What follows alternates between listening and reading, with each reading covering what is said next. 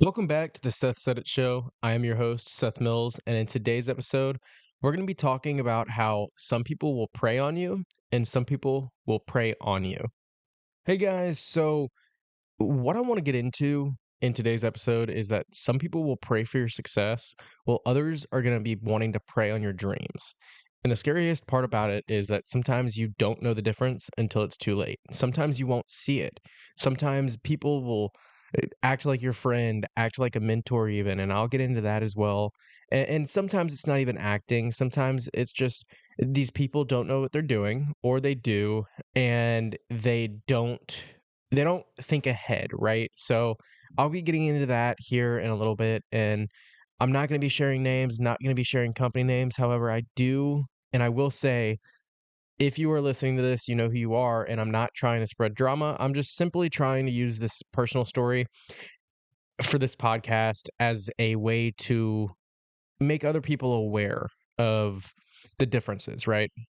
So, today we are going to be diving into why you need to protect your goals and even how the people closest to you, like friends and family, may not always have your best interests at heart. And don't fault them, right? Some people they don't know what they're doing and they don't realize how it's damaging the mindset of people, right? So, what it means to prey on you is some people are genuinely praying for your success, whether literally or figuratively, whether they're actually praying to God at night that you succeed, or whether they're just wanting to support you. These are the people who are going to want the best for you, the people who root for you, and the people who genuinely care about seeing you succeed, the people that want to see you in 5 years become the person that you want to be. They'll encourage you, they'll hold you accountable, and they'll even celebrate your wins like they're their own, right? So these people are going to be the people who want to see you succeed.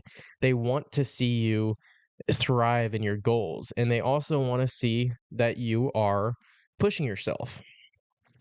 And when we talk about people preying on you, these are the ones who smile to your face.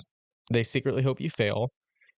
They're the ones who get jealous and talk behind your back or even try to sabotage you, right? Whether they realize it or not. It could be insecurities. It could be people who just don't see the big picture, and it could be the people in your life that are closest to you that you share your goals with, and they get, like I said, jealous, and they want to take those goals from you. Sometimes they're driven by insecurity, jealousy, or they're even their own fear of being left behind if you succeed. So they see you succeeding and they're like, no, I don't want to be left out, right? And so with this, I will go into my personal story. And this is going to be when somebody preyed on me. I got into the industry that I am in, the pressure washing and exterior cleaning industry, and I didn't really know what I was doing. That's with any industry, right? If you get into an industry and you don't know what you're doing, you're going to look for people who will help you. And some of these people that are going to help you are also going to end up hurting you in the long term, right? So I started in the industry and I met a guy, and it was fairly new. It was fairly quick whenever I got into the industry because I had a lot of different things going for me as far as like a lot of different quotes coming in, and I didn't know how to estimate them. I didn't know the pricing. When you first get into an industry, you're not going to know these things. You're going to need to adapt and learn, right?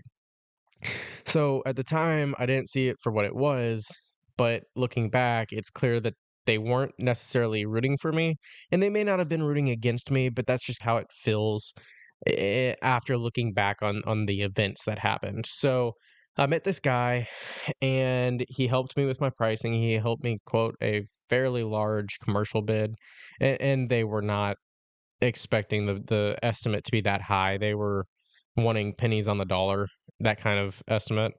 And so all of this happened, and then fast forward a year after he had started helping me. We did a lot of work together or subcontracting. I would subcontract things to him. He'd help me out. he would help me out, right? I'd call him and he'd be my go-to person to ask questions. And so fast forward a year and a half, I had this idea. In the pressure washing industry, there are pressure washing supply stores, and they supply us with our chemicals. They build trailers, they build skids for the bed of trucks. You're not going to be using like a Home Depot pressure washer when you're in this industry, not for a while anyway. You might use one just to get into it and be like, oh, this is something I want to do. And that's what I did. I pressure washed a driveway and I'm like, this sucks. So I'm sure people will pay people to do this for them.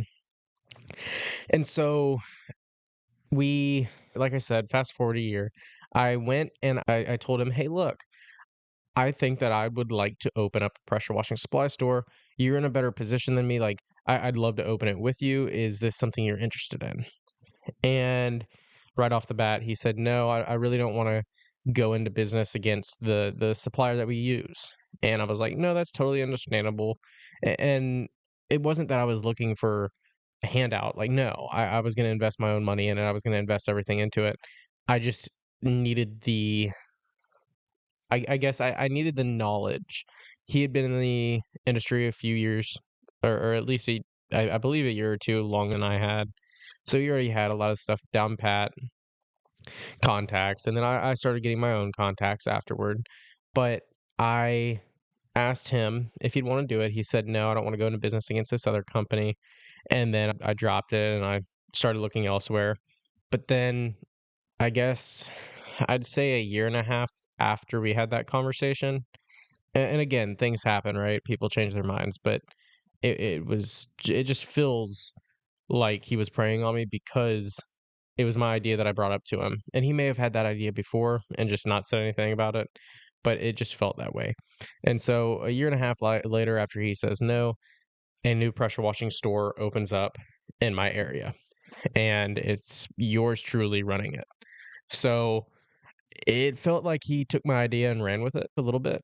And he was in a partnership with another company and a very close friend of mine, a very close business friend of mine. We don't hang out much outside of work, but we do a lot of work, or did a lot of work together. But everybody goes their own ways, right? However, I just felt as though this was kind of target, right? Because it was my idea. I brought it to him. He said no. Then he ultimately opened up a pressure washing store, not even a BB's distance from the store he said he didn't want to compete with. I mean, we're talking, if it's a straight shot, you could throw a water balloon almost. Not really, but you could shoot like an airsoft BB and hit the other store. So it's a tough lesson that I had to learn here, but it showed me that not everybody is clapping for you, or not everybody clapping for you is on your team, right? So, with that in mind, you also have occasionally a close friend that might secretly envy your ambition or success, and they'll say things like, and this could be family too, are you sure that's a good idea? Or I wouldn't do that if I were you. And it's not because they care, it's because they're projecting their own fears onto you. It's because they see you taking a risk that they would not take, and they are fearful for themselves, like if they were to take the risk. It's not necessarily that they care, right? And like I said, family can do it too. Even with good intentions, they can sometimes be dream killers. They might think that they're protecting you, but in reality, their doubts can plant seeds of self doubt in your mind, and it can just have you go down a spiral, right? And so, this doesn't mean cutting family off, but it means setting boundaries, because boundaries are not a bad thing. And so, when we talk about people who prey on you and people who prey on you, the people who will prey on you and wish your success comes down to you, they listen and they encourage you. And normally this is, or not normally, this is without judgment. They also offer constructive advice. They don't criticize you rooted in negativity. They will criticize you in a positive way. Say, hey, what about this? And they'll get the conversation started to start talking about things that you can do better. They're not trying to bring negativity to you. And they'll also celebrate your wins without having jealousy or comparing their the life to your life. Then you have the people again who will prey on you and try and sabotage you potentially. They're the ones that are constantly doubting your goals or making you feel like you're aiming too high. And let me tell you this, as an entrepreneur, you can never aim too high. Always aim beyond your goals. I have goals that I know are extremely far fetched for me to reach, but they are still goals nonetheless that I am trying to aim at. And so aim high. These people will also compete with you instead of supporting you. And I'm not talking about industry competitors. Half the competitors of mine in my industry, in my area, we're very close friends. Hell, I sub a lot of work to one of my biggest competitors. And by sub, if you don't know what sub means, I give work to him and I put a markup on it. These people are also quick to gossip about your plans to other people or downplay your success. So if they're talking about you behind your back and saying, oh, this person's not going to succeed, this person doesn't know what he's doing, all this, they're just downplaying your success. And so pay attention to how you feel after you're sharing your dreams with somebody or your goals or your ambitions. Do you feel inspired or do you feel like you're drained? Your intuition is often right. I cannot make this any more clear. I cannot. And so in the early stages, your goals like mine, they're like, and to put this into like a nature term, they're like seedlings. They need to be nurtured and they need to be protected, and they can't necessarily be exposed to negativity and doubt. So you have to be careful with who you're sharing your goals with, because if you share them with the wrong people, like I said, you can lead to self-doubt, fear, or even abandoning the goal altogether. If there's so many people in your life telling you you cannot do it, chances are you're going to abandon the goal. So be careful who you're sharing your goals with. If you share them with anybody, truthfully, write them on a piece of paper, stick them in your desk, put them on your wall, put them by your nightstand. I don't care. Keep them protected. Only share them with people who uplift you and not the people who secretly hope you fail. Again, I made this mistake with the pressure washing store. And just remember, you don't owe anyone an explanation for your dreams. You don't owe anybody an explanation on what your dreams are or why your dreams are what they are. You just, it's 2025. You got to protect your vision, you got to protect your goals, and you got to protect your ambitions. Some people will pray for your success, but others will prey on it, and it's up to you to know the difference. You have to figure out which way individuals are leaning. You can't let fear or doubt from others hold you back.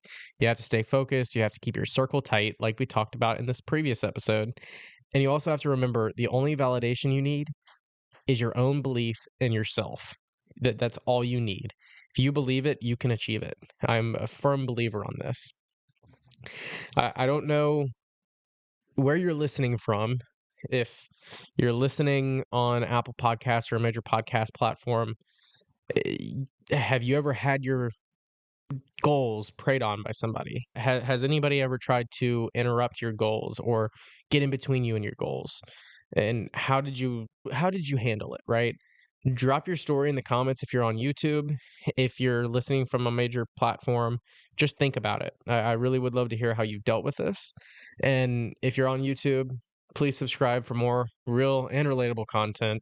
If you're on Apple Podcasts or a major platform, please turn on automatic downloads. It greatly helps me get in front of more viewers. It helps me get more exposure, and it helps us push this platform a little bit bigger on each episode.